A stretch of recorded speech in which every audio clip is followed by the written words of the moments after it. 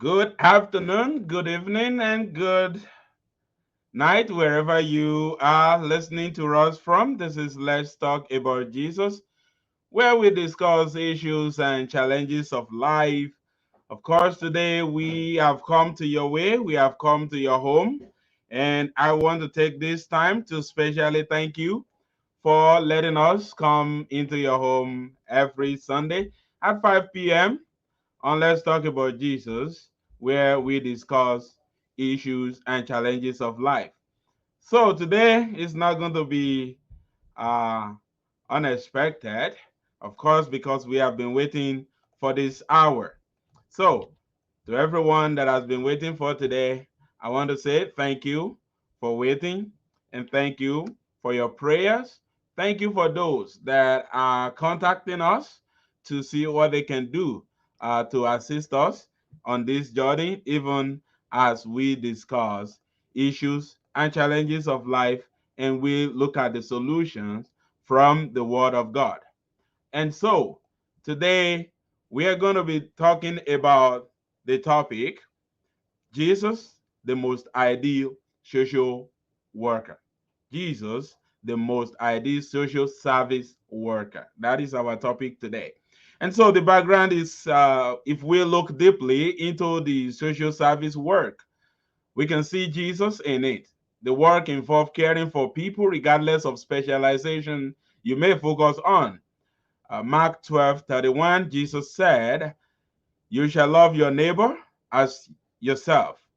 When we see Jesus in all we do, we will strive daily to do better. When you look at the parable of the Good Samaritan in the book of Luke, chapter 10, verse 25 to 37, we learn how to be good neighbors. No other books in the history have provided instructions on how to love and care for others like the Bible. When you see Jesus in all your endeavors, perspectives on how you care for people, perspectives on how you treat people change. Today, we are looking at Jesus as the perfect example of a social service worker. And to have this discussion is none other than our favorite contributor. She's been doing that behind the screen. But today, she is now with us in the studio. So, Mrs. Olokun, thank you for coming on this program. Thank you. Thank you for having me here. I'm happy to be here. Thank you. All right, thank you, Mrs. Ibiroke Olokun. Thank you.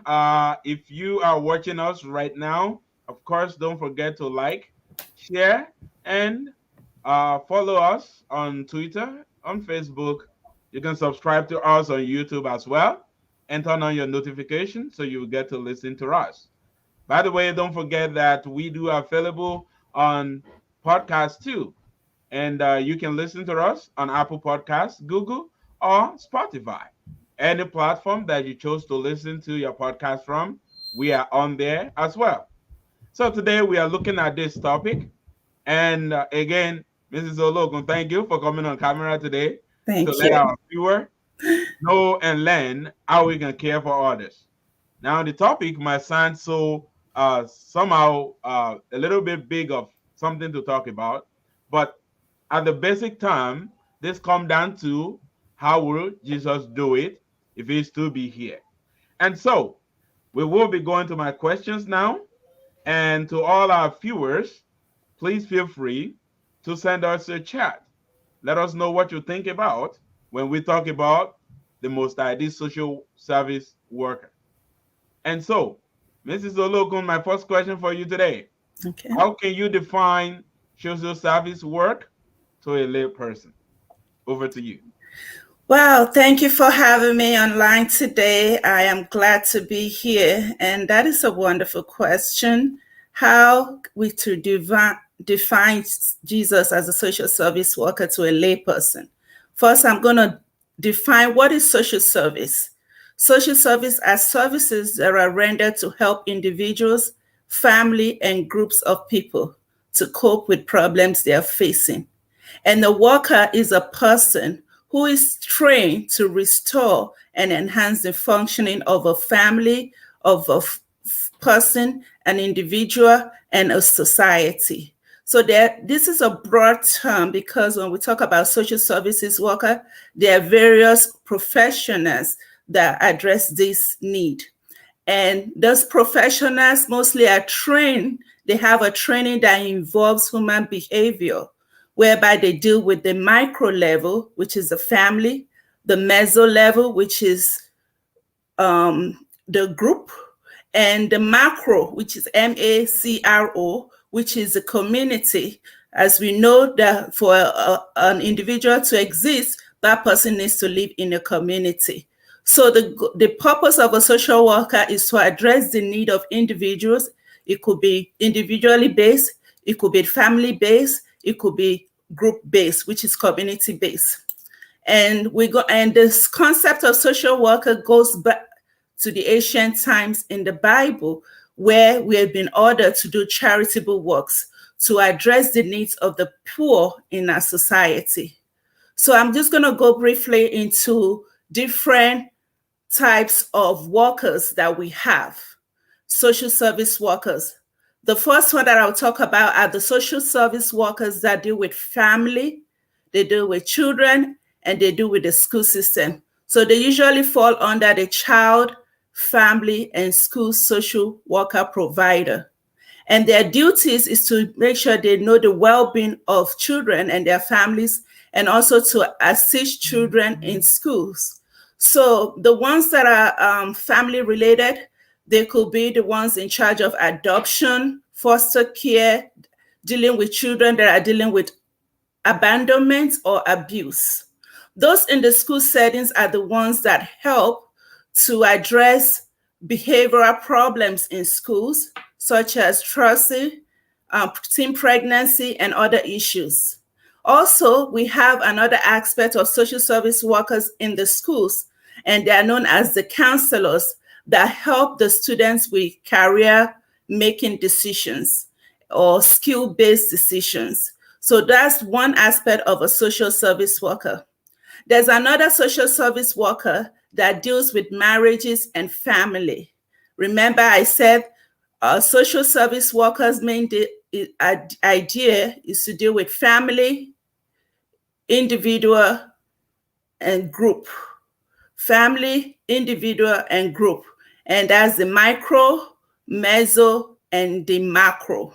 So we have those that deal with marriages and families, and that's why sometimes you have a family counselor, you have a marriage therapist. Those are the ones that deals with, addresses emotional problems of a family, physical problem within a relationship. We have a community-based social workers. And remember, I told you the three things we're dealing with, which I will go over and over again, are the family, individuals, and community. So we deal with families, groups, and community. So we have to have a healthy community. So we have social workers who addresses the needs of a community. And these workers are usually in the community, educating people, providing educational program to foster the community. The next one that I'm going to talk about is the one that's my area of study, and that's the area that I've been working in since 1999. It's called the criminal justice social workers, because we are addressing the need of people, and sometimes some people end up in this system. So we need people that will address their need as well. And the correctional social service worker, we call them the criminal justice social workers. You can find them in the courthouse. You can find them in domestic violence support centers. You can find them in correctional facilities. And we have different types of correctional facilities. We have the detention centers, we have the juvenile facilities, and we have the adult center and the prison. I'm not going to go into details about the difference between all those types of jails because of time. But the role of the person in this is to provide services. We have people that before they actually get into prison or detention centers, there are social services that provide service. And those are the services that deal with dependents. We call them defendants. Those defendants are the ones that either committed a sin, but they have not been committed. They have not been convicted or found guilty of any charges. So they're in the preliminary state. So in this state, we have others that advocate for people. They are between the person, the courts, and the community. So you are advocating for that person freedom until a disposition is reached on their case. And most of the time we have those called pre-trial officers. And sometimes when they are found guilty, and some of them are placed on probation, we have the probation officers that address those too. We have those that are in jail that have to do time. So while they're in jail, the social worker in that setting has to ensure that those people are properly taken care of, that their basic needs such as food, hygiene, everything is taken care of. Also, their human rights are not violated. So we ensure to make sure that everyone is protected in this situation. And in this setting as well, we have people when they are in jail and there's time for them to be released, we want to reintroduce them back into the community. So we have a program called Reentry, whereby we link individuals to community-based program to make sure that they don't reoffend. They have a job when they're out of jail. They have basic needs, food, they have shelters, they have hygiene products, they have money for transportation. And sometimes we also recommend treatment whereby they go into different services. So the role of this social worker in this area is to make sure those services are met. The next type of social service worker that I'm going to talk about is called the gerontological social service worker. Those are the social service workers that work with age community. They're the elderly people. They are the ones that help work in nursing home, assisted living program to make sure that these individuals are well taken care of, that they have good quality of life. And most of the time, the people in this program, the social workers, also collaborate with other agencies, such as the medical personnel, family, to make sure that the person lives a good life and that they're also protected, because there's a high risk of abuse in the adult setting. So the social worker ensures that the adults are well protected, and their duty is to report any sort of abuse that may have occurred while they are in nursing home or assisted living. And I think I'm still doing well with time. Let me know. Another one that we're dealing with that I would like to talk about is the international social workers. International social workers, and that's on the macro level. Because we have issues going on internationally, we have social workers that addresses social injustice and violations of liberty rights of human beings. So the violation of human rights, these are the social workers that deal with that. And sometimes these international social workers addresses international adoption. So let's say someone is in the United States, they want to adopt somebody from a country, they have to go through a social worker to get clearance to make sure that's going to be a proper placement for the child and vice versa. Also, we have this type of social workers can be found in a refugee camp. With the recent situation in Afghanistan, we have people that have migrated to different countries. We have some people in the United States. So there was a social worker that will meet those people's need to make sure that they're adequately taken care of in their new environment. And even though we don't, those people that are outside the refugee camp, let's say someone travels and they're in a new country, this international social worker are the social workers that work with agencies, mostly nonprofit agencies, to address the need of people in a new environment. There's a program called Adjusting to a New Environment. So they will go over the rules and regulations of the country to make sure that people know about their new environment. Another social service worker that we have are the ones in the healthcare system. And in this time, with the recent issue of pandemic, you see the importance of healthcare social worker. People are going through issues where in their health, it could be acute, it could be terminal. They need somebody to assist them, to ensure that they get adequate services, that they have access to medical care while they are going through situation.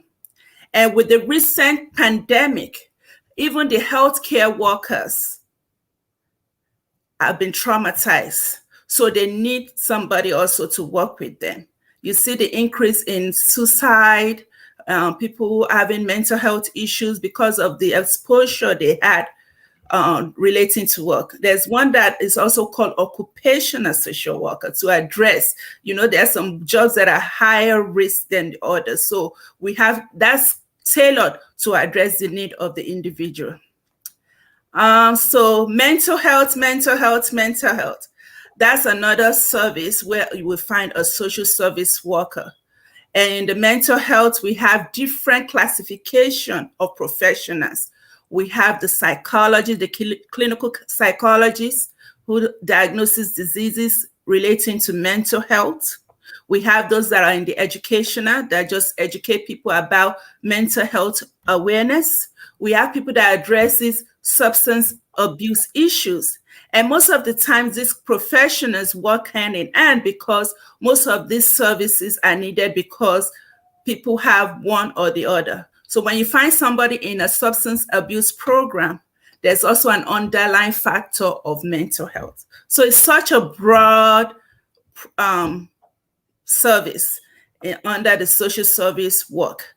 And we have the rehabilitation counselors. Those are the ones that help clients to adjust to independent living, whether it be physical, how to address them, take care of their physical health, their mental health, or their emotional disabilities.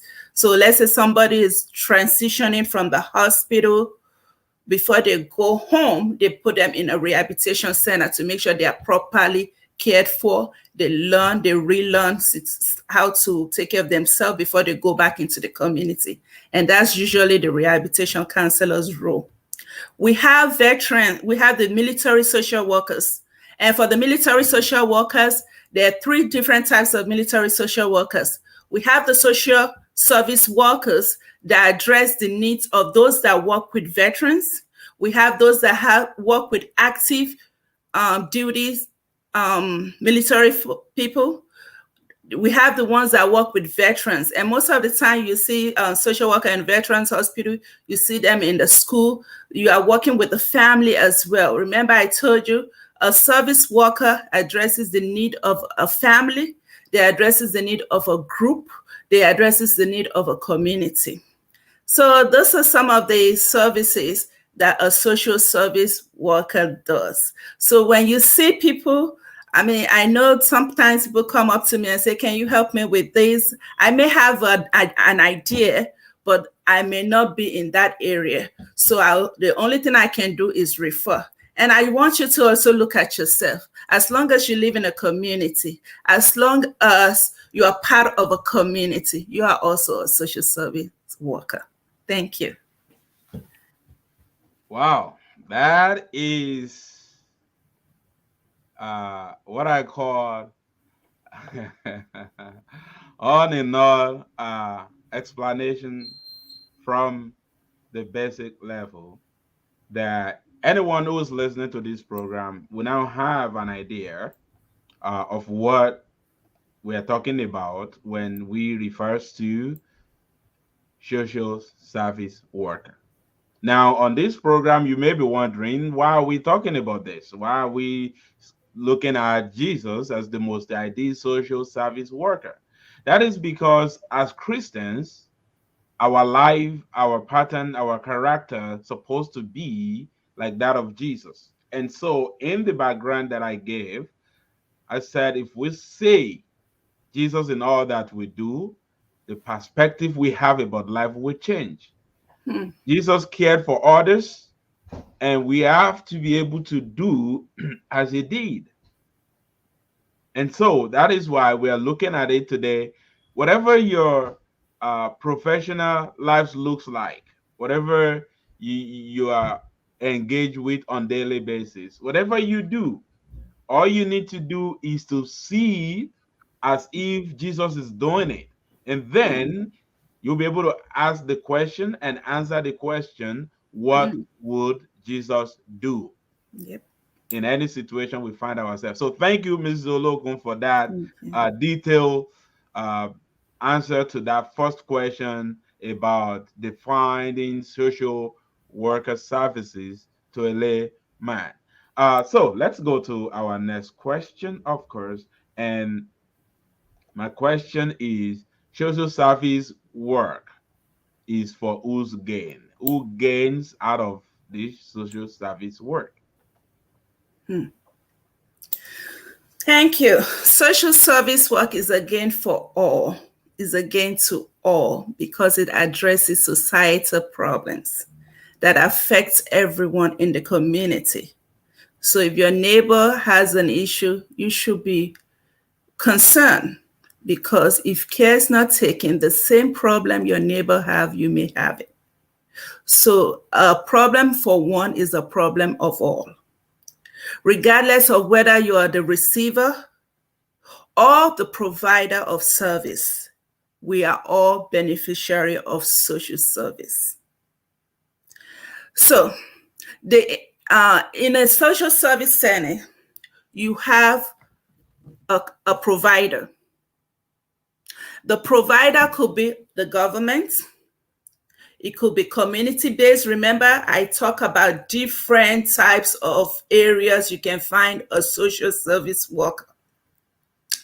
So the provider can be the church, it can be the community, it could be the government, it could be the social service agency down the street from in your neighborhood. It could be anyone.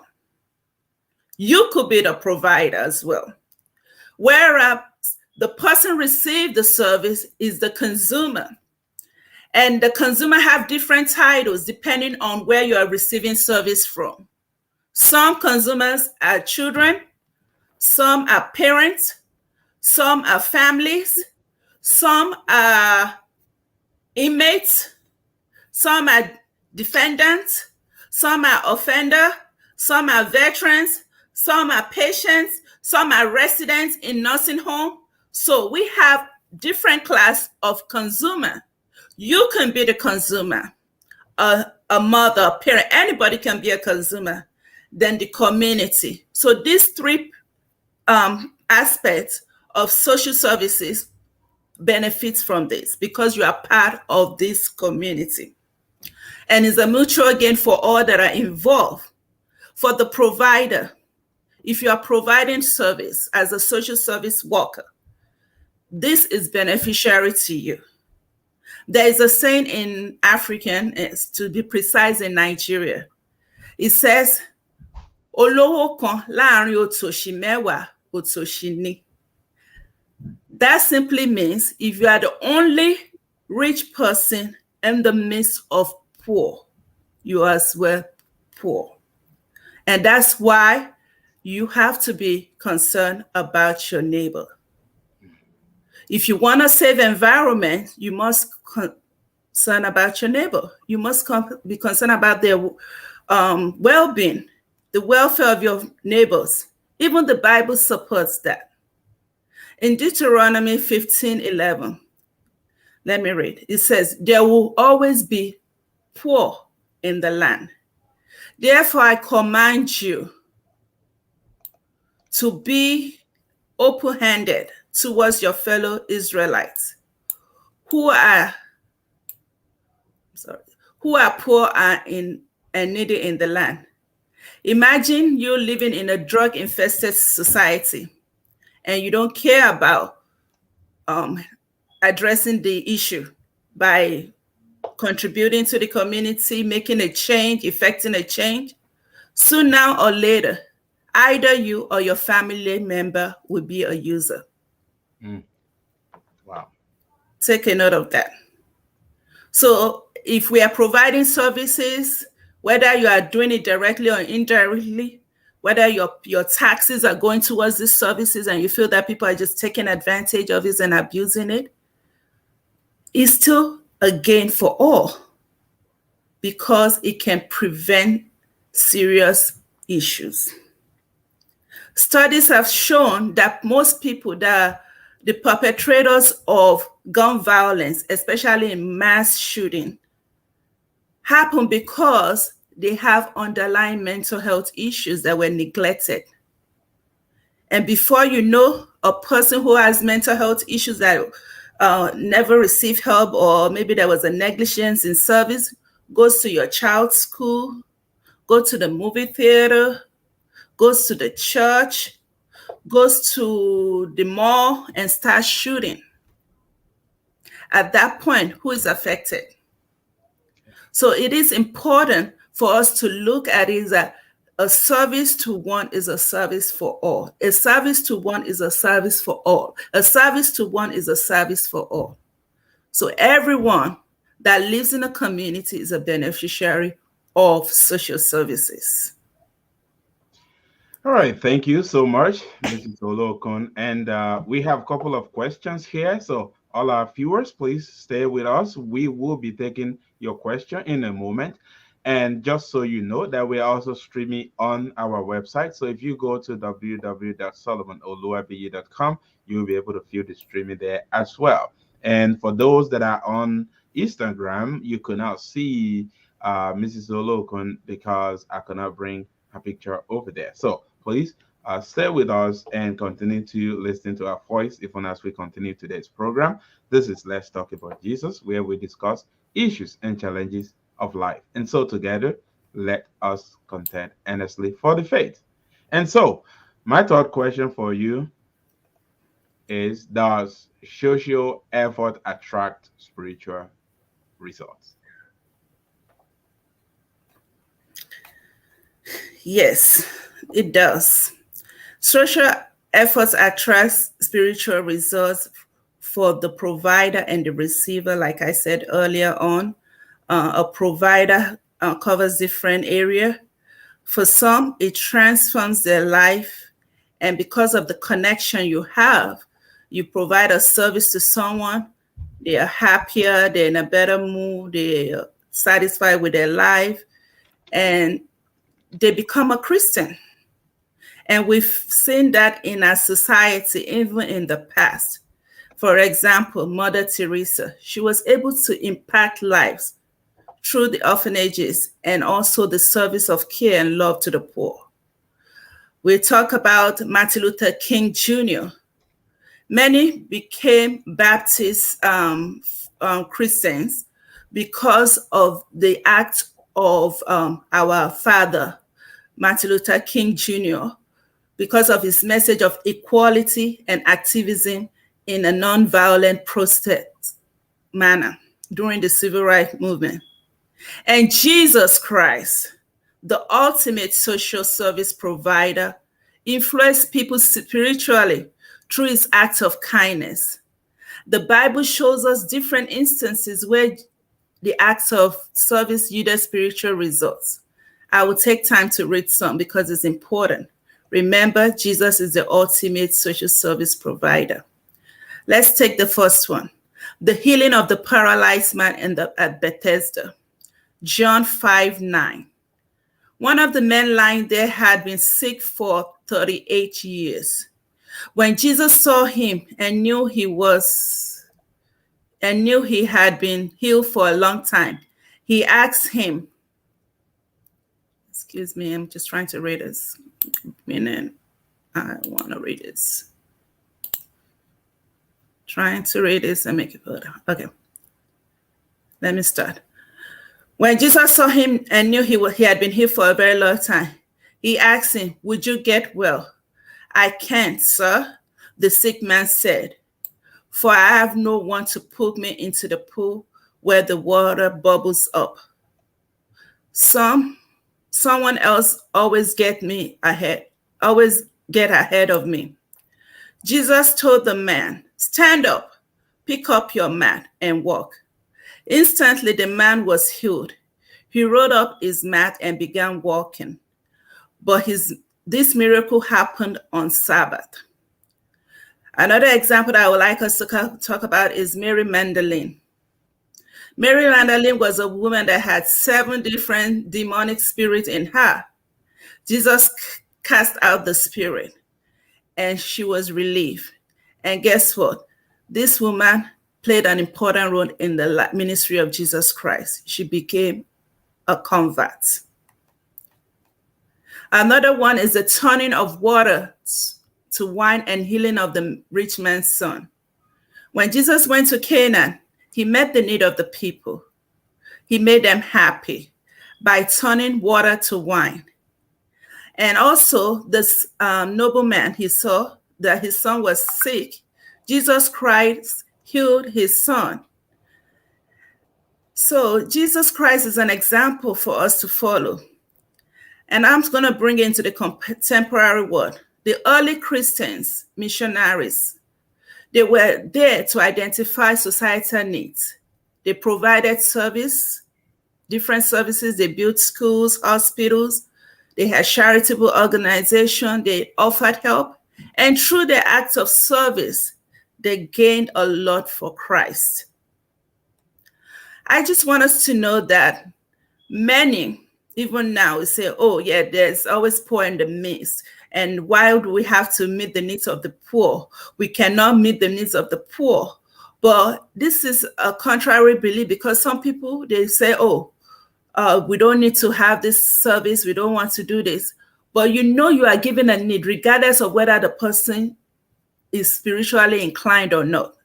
Your role as a social service provider or social service worker is to provide service, meet the need of the person, be it an offender, be it a consumer, be it a resident, be it a patient. Even the Bible supports this. Everyone not all the people that you help will become a follower. Jesus told his disciples in Luke 9:4-5, when he sent them out, he warned them not to force their beliefs on others. He said, I will read in Luke 9:4-5, whatever house you enter, stay there until you leave that town. If the people do not welcome you, leave their town and shake the dust off your feet as a testimony against them. The Bible clearly says that as a Christian, our service is not dependent on reward. It's not dependent on whether or not that person will become a believer. Remember, Jesus was condemned for healing on Sabbath. So serve. Don't worry about the condemnation. Don't worry about whether people will receive Christ. And don't force your religion. Don't force your religion on them. But remember that your act of love, your act of service is able to convert some. Thank you. Wow. Thank you so much, Mrs. Oloko, and to everyone joining us right now, both here and abroad. I wanted to thank you for joining us. I see people from 3 states in Nigeria. They are joining us right now from West Africa. Thank you for joining us today. Okay, so this is the moment that I have called Lead Me to Jesus segment. And Lead Me to Jesus segment is a segment where we introduce Christ to people and people to Christ. And so whether you are online watching us right now and or you will be watching this later, please know that this program is for you. And that is why we said like it and share it with others as well. So over to you, Mrs. Oloko. Lead me to Jesus. Well, thank you all for joining. I am glad that you're on this show. Let's talk about Jesus. I'm glad you're on this show because I would like to share the gift of salvation with you. According to Romans 3:23, it says, for all have sinned and fall short of the glory of the Lord. John 3:16 says, for God loved the world, he gave his only begotten Son, that whosoever believes in him will not die nor perish, but have everlasting life. Because you have come to this line today, if for any reason you have sinned, you have fallen short of the glory of God, you have failed, you have not accepted Jesus into your life, or peradventure, you have stepped out of faith, this is an opportunity to receive that gift again. And I would like you to say this short prayer with me. Dear friends, let's say, Lord, I am a sinner. Please forgive me, and I accept Jesus into my life. Jesus, the everlasting gift, into my life today. If you said this short prayer with me, please find a Bible believing church that will connect you to Christ and also help you in this new journey that you have embarked on. Thank you for accepting the gift of Christ into your life. And I'm glad you're here. Thank you. Thank you so much, Mrs. Olokun, for doing that for us today on this program where we discuss issues and challenges of life and we provide solutions from the Word of God. And as you have been answering the questions, you have as well providing the Bible reference to this. Thank you so much. And to everyone, if you have prayed that prayer, whenever you listen to these, it doesn't matter the time, and you give your life to Christ, please find a Bible believing church and start to attend one. And if you need a print version of the Bible, please let us know. Go to the website www.solomonoluwabiyi.com and make a request, and we will be glad to send you one. Doesn't matter where you are when you listen to this, we will get one across to you. All right. So before we go beyond this moment, I want to go to the comment section. And of course, I will not be able to read all the comments. So please forgive me if I don't read your comment. But I'm going to take a couple of them. And a big thank you to my pastor, Pastor Olubumi Oni. He actually said, "Welcome, Sister Olokun." That was when we first started. So thank you, Pastor, for joining. Oladipo Adebayo from Ado Ekiti, Nigeria, watching us. Thank you so much. Likewise, Ifabi Yobami, thank you for joining us today. Adede Ramayawara, thank you so much. Timothy Adekunle. I mean, people are joining from overseas, and then when you come down here at home, Mrs. Olaniyi, thank you so much. I'm coming back to your question. Okay, I just want to acknowledge people watching us right now. We have Deborah Yomide Oyewole all the way from Nigeria as well. Thank you for watching us. They can talk about Jagema. Yes, sir. I'm coming to your question, and thank you so much. And of course, my lovely wife, she's also there too. I saw a comment. Yeah, this is good. All right, so my wife says your act of love is able to comfort. Yeah, Absolutely.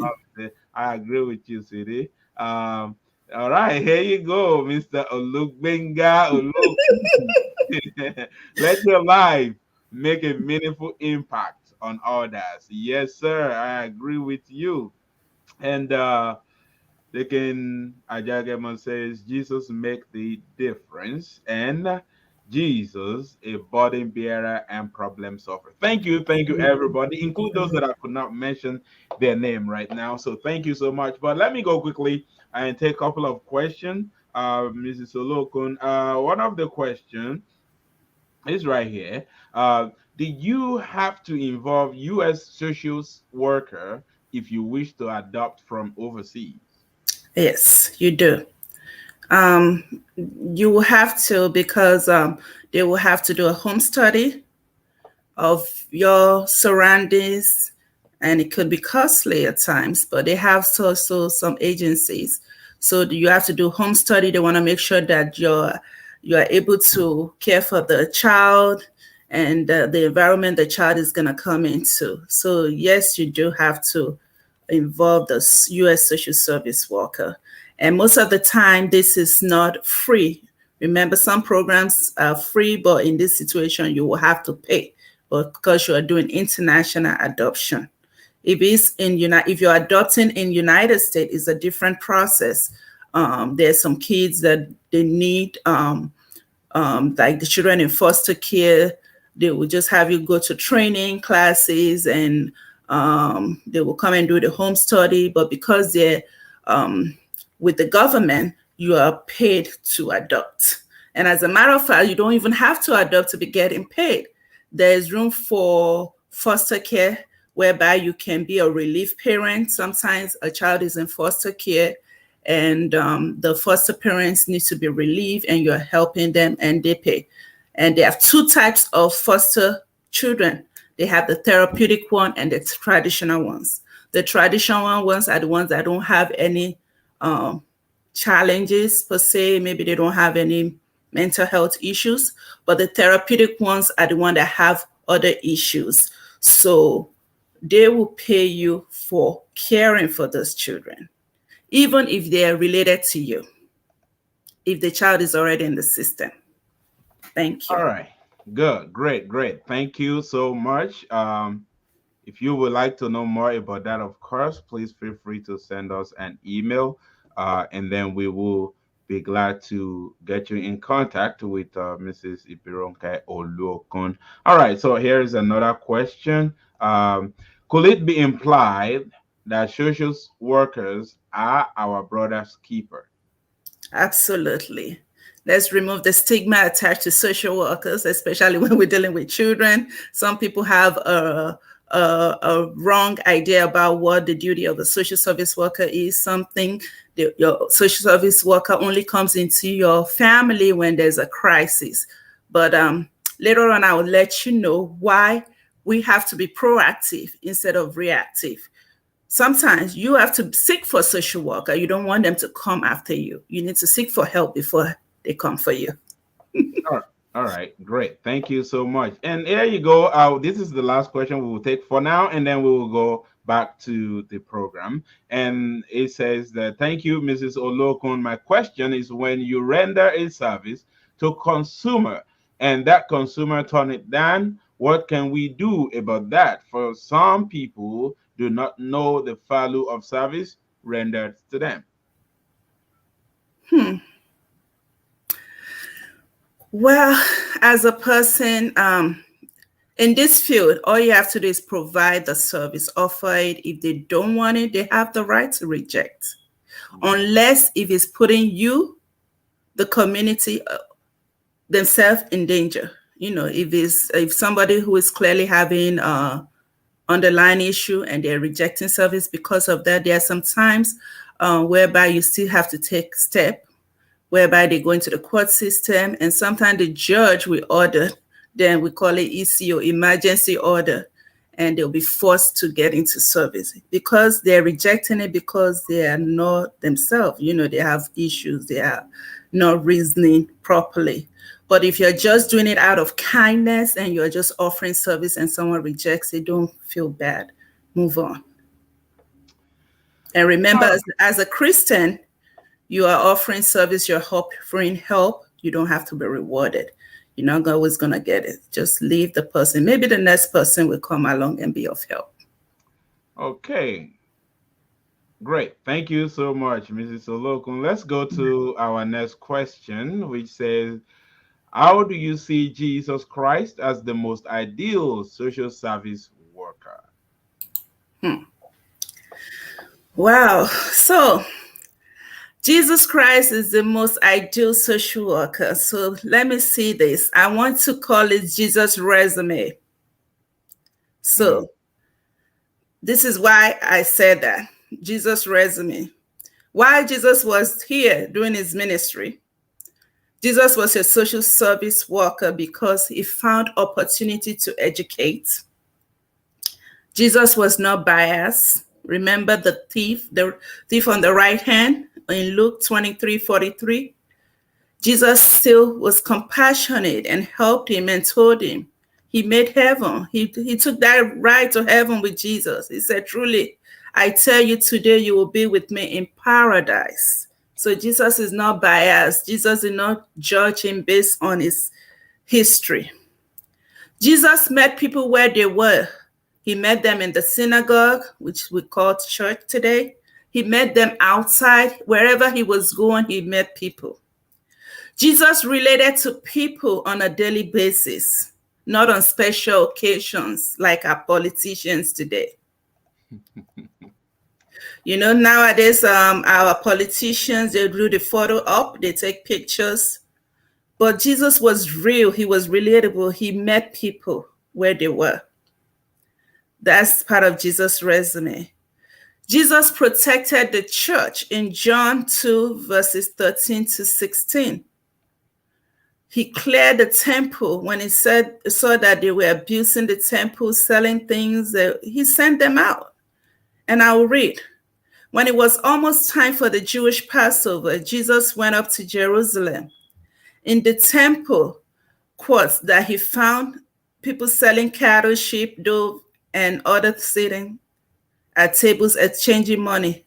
So he made a whip out of cord and drove all of the temple courts, both sheep and cattle. He scattered the coin of the money changer and overturned their tables. To those who sold doves, he said, "Get this out of here.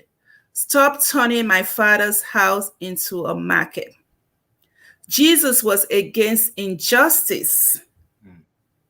In John 8:11, the stoning of the prostitute, we see how Jesus was able to let them know the injustice. And sometimes I will even call this an injustice based on gender. So that's inequality. Jesus provided immediate need. He fed 5,000. Remember, I'm still reading Jesus' resume. He fed 5,000 people with 5 loaves of bread.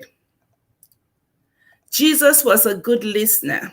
He used reflective listening skills. He used words of affirmation. He encourages people. He was emotionally supportive with words. He used nonverbal confirmation to communicate with people. Look at this. Look at the birds of the air. This was in Matthew 6:26. They do not sow nor reap, nor store away in barns, and yet Heavenly Father feeds them. Are you not much more valuable than they? What a word of affirmation, encouraging someone who's on the verge of giving up. Jesus asked reflective questions. The how, the what, and the why. This type of question that will bring people to understanding and align them with God. Jesus asked questions. While Jesus was here, he was the ultimate social service worker. He met people wherever he could find them. That's Jesus' resume while he was here. Now, if Jesus is to be here today, what do you think Jesus would do? Jesus, as a social worker today, he would have done everything he did while he was here, and he would do it now. He would address the system. He will use an holistic wellness program which will include mental health.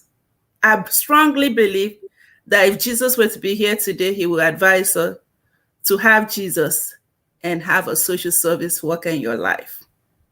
Remember, that social service worker in your life could be a counselor. That social service worker in your life could be a probation officer. That social service worker in your life could be a therapist for your marriage. That social service in your life could be someone that provides food, meets your need at that time. Jesus is an ideal social service worker. That's the resume of Jesus. Do you want me to go ahead and continue? What Jesus would do now, I tell you, my Jesus, he will do wonders. He will be an advocate. Jesus will be a politician. He will make decisions that will affect us, that will affect a change, and even the community at large. Jesus will encourage us to have faith-based social service system, because we have people in our community now that are pushing their own agenda, even in the social service system. But we need representation. We need Jesus of today in our government, even in the church. The church is a social service center. We need more of Jesus. I believe if Jesus were here today, instead of teaching behavioral skills while people are in jail, he would have taught them before how to behave. Don't you think so? If Jesus were to be here today, instead of teaching parenting skills, after a neglect case had been filed, don't you think Jesus would have taught us? As a matter of fact, that would have been a prerequisite to being a parent. If Jesus were to be here today, Jesus would have taught people about anger management before they have a domestic violence happen. If Jesus were to be here today, Jesus would have taught us how to behave before we depend on drug to manage our anxiety. Jesus is an ideal social service worker. Thank you. Wow. That I feel we should just continue with that, but I'm being conscious of our time. And thank you everybody that are watching. I will go to comment section again and take a few, and then we'll go back to our program again today. This is a precise topic right here by Mrs. Adejoke Alabi. She said Jesus is the author of social services, and that sums it up because every service we render, and we've been listening to Mrs. Ologun pointing out what Jesus would have do if he's still here. And so if we see Jesus in that our service that we render on daily basis, you're a pharmacist, you're an attorney, whether you're a defense attorney or you're a prosecutor, whether you're a probation officer, whether you're a correctional officer, whether you are a pilot, whether you're a medical personnel, whatever field you find yourself, you are providing service. And how would Jesus have provided those services if he is to be here? That is what we are looking at today. Thank you so much. That was a precise topic right there. And here you go. Dr. Ajagama says, we don't have an high priest who cannot be fed with our infirmity. Yes, sir. A question for you right here before we proceed. Maybe we will be able to provide some sort of a response. And this is by Oladipo Adebayo. He says, thank you so much, Ma. Please, Ma, how can we motivate others to always render social service in time like these where things are not in order, most especially in this part of the world, Nigeria to be precise? Thank you. That's a wonderful question. And that is my desire and my prayer that everyone will understand that they're a carrier of peace, a carrier of love, a carrier of kindness. We should remove that selfishness. It's not a group thing. Remember, I talk about social services address individual, addresses family, addresses groups, and addresses community. It starts with us. How do we play a role in our neighborhood, in our family, in the church? Are we amassing wealth instead of amassing love? Are we amassing wealth instead of addressing the needs of our neighbor? That's the issue. Because if we have to deal with ourselves individually, it will not affect the society. These are services, that's why I shared example of people that we know, that we read about, not just in the Bible. We talk about Martin Luther King. He didn't have to fight for injustice. He didn't have to fight for inequality. He was a minister of God doing well. But it wasn't just about himself. Mother Teresa, she didn't have to go out and do all that. So we have to take a responsibility, even in that part of the world, in the church, in our community, in our homes, and stand up for what is right. You don't have to be directly affected before you take action. And that's why I brought that Nigerian proverb, I believe that's what it's called, that otoshi kan láàrin ẹgbẹ̀rún olówó kan láàrin otoshi mẹ́wàá is otoshi. So, and most of the time people use that proverb in terms of money, they talk about material things. But there are some things that doesn't require money. Act of kindness doesn't require money. So we have to take it personal. We have to do our own bits in our little way. A little drop of water make a mighty ocean. Thank you.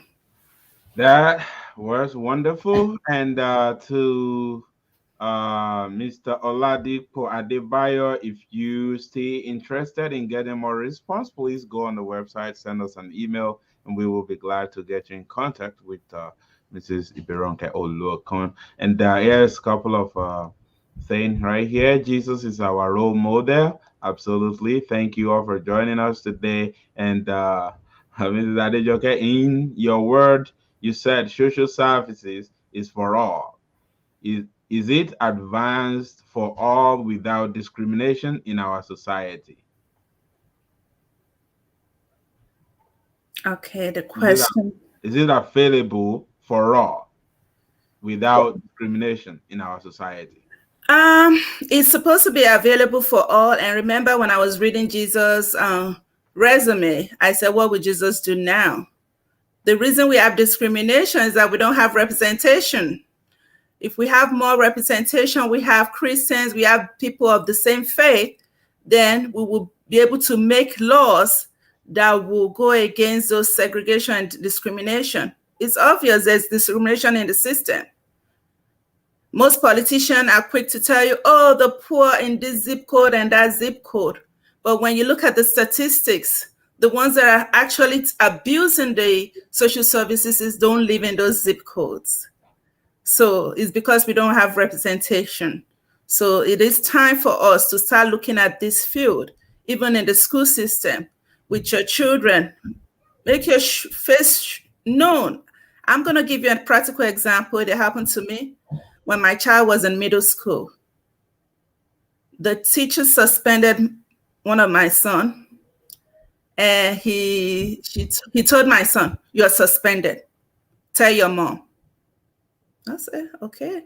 Immediately, knowing who I am, I can be a little feisty at times. I immediately called the school.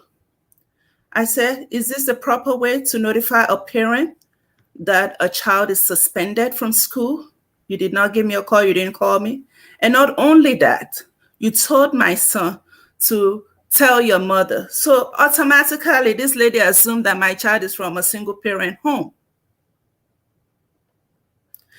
As I was talking to her on the phone, her tone of voice, she was very rude, unprofessional. With my accent, I believe she felt maybe I wasn't educated enough or whatever, or maybe I do not know my rights. So I was furious before the weekend. This happened on a Friday. By the time it was Monday, I had a letter.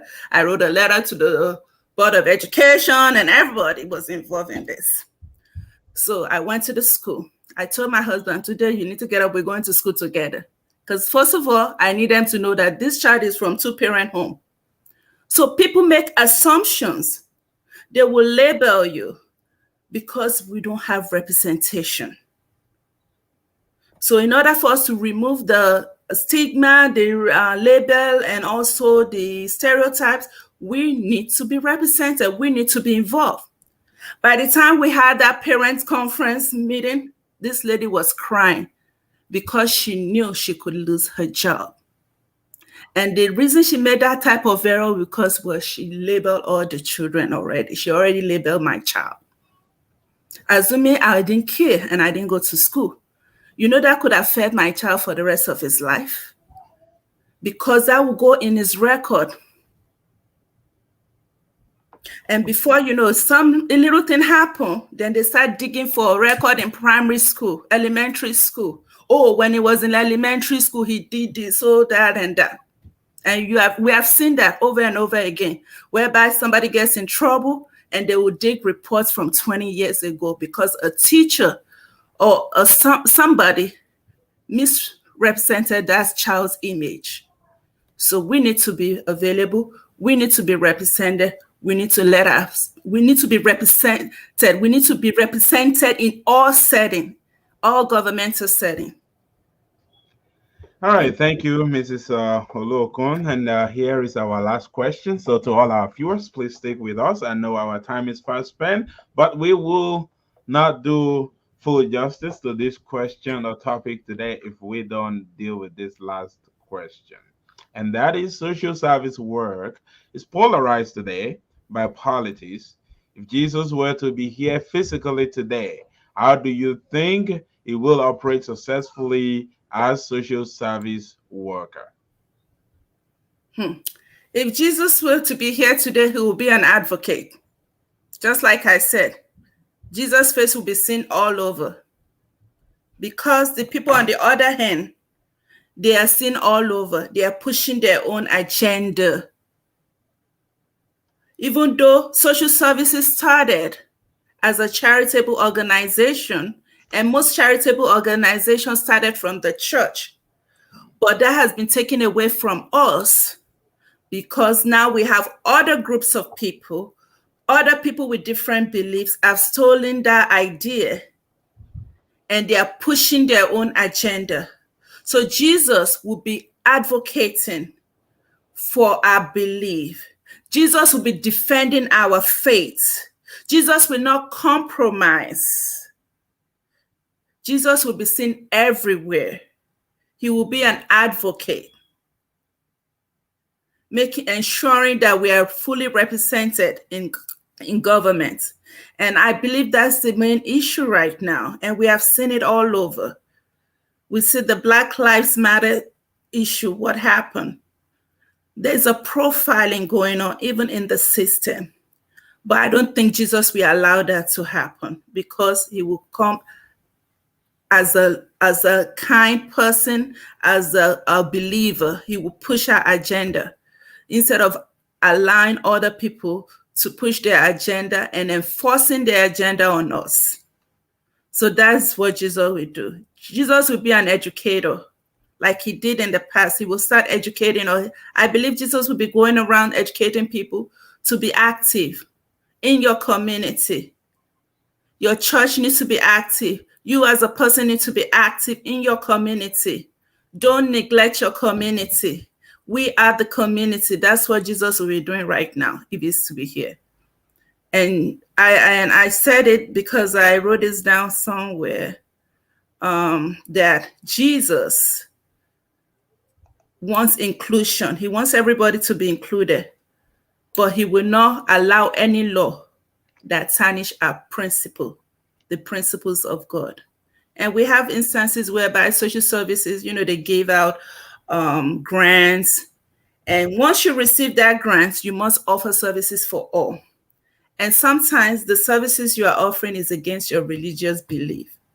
The reason being is that those people that make those decisions most of the time are not believers. But imagine if we have representation, we have a lot of believers, not just because you have a Christian name, but you really truly believe in the faith.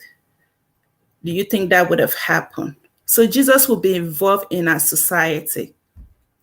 And Jesus was a balanced person, so he would know. Jesus will know current events. He will know the laws. He will know what's going on. The healthcare system, he will be involved. He's not just going to be a consumer alone. He will be a provider. And I think that's what we have to do. We have to follow the template of Jesus. We have to get our hands dirty. We have to get involved in our community as Christians.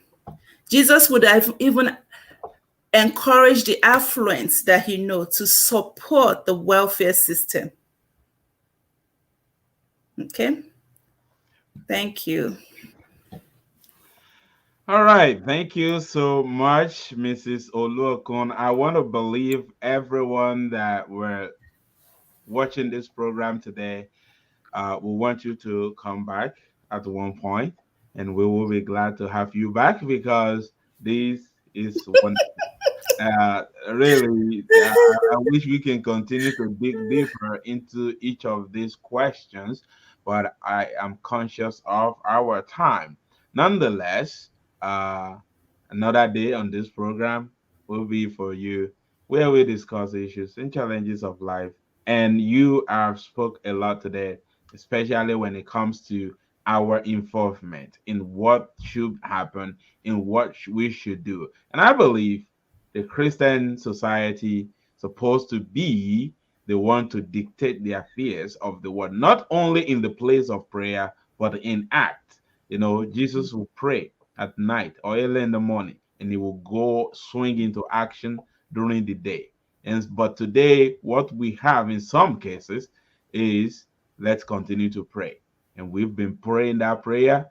And at times, I wonder whether we think God doesn't hear us when we pray because we've been praying and we have been told to continue to pray. Yes, we will continue to pray, but I also do want to add we must continue and we must start now to act and continue to act. So, thank you everybody for being with us on this We program. need to put action into our prayers. Yes, when we pray, we need to act. We need to be like Jesus. He will pray early in the morning or at night. We'll have a conversation with his father, ask for direction and things to happen. And during the day, he go about doing good, heal the sick.